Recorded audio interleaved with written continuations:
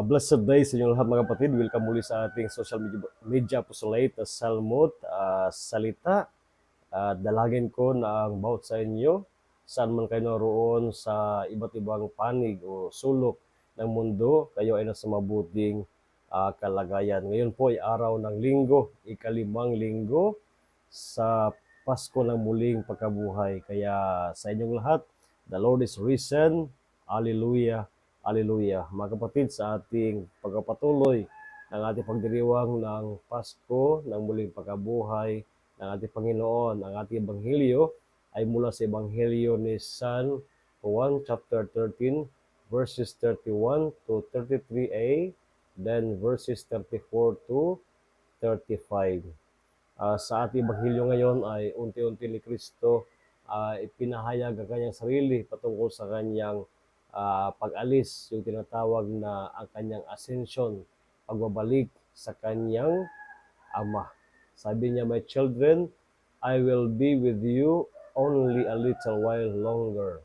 I give you a new commandment, love one another. As I have loved you, so you also should love one another.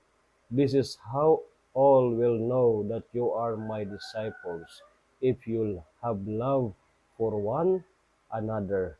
Bago si Kristo ay lilisan sa mundong ito, siya ay nag-iwan ng mahalagang paalala, ang isang kautusan sa pag-ibig para sa kanyang mga alagad.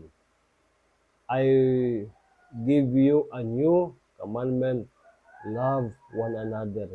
At yung pagmamahal na yon, pagmamahalan na yon ng mga alagad ni Kristo ay siya nagpapatunay na sila nga ay mga alagad ng ating Panginoon.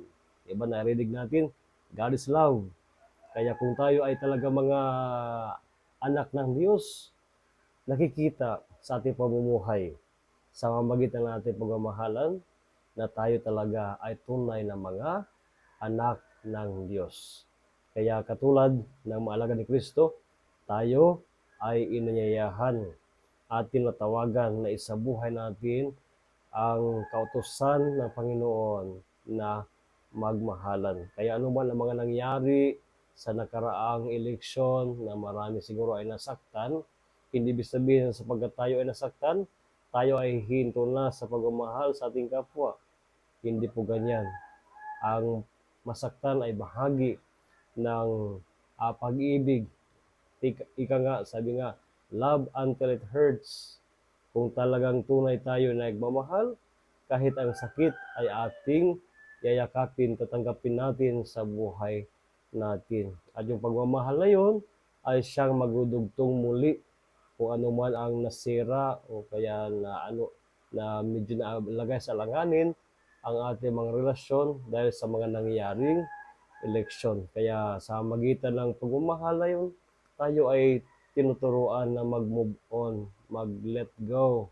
And of course, also let God, no?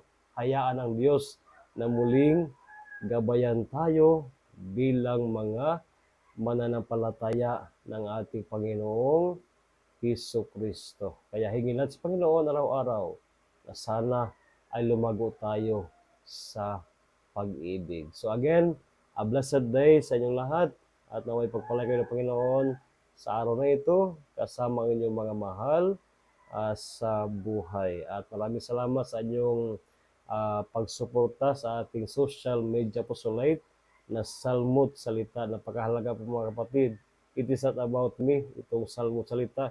Ito ay patungkol sa evangelization, mission ng Panginoon sa mundo ng social media. Kaya kung kayo ay nagiging followers, kayo na kaisa ng mission ng ating Panginoon. Kaya inayahan ko kayo na imbitahan ninyo ang inyong mga kaibigan na i-follow ang Salmos Salita upang sa gayon ay lumaganap ang mga ganitong apostolado, no, sa larangan ng social media. It is an apostolate in the service of evangelization.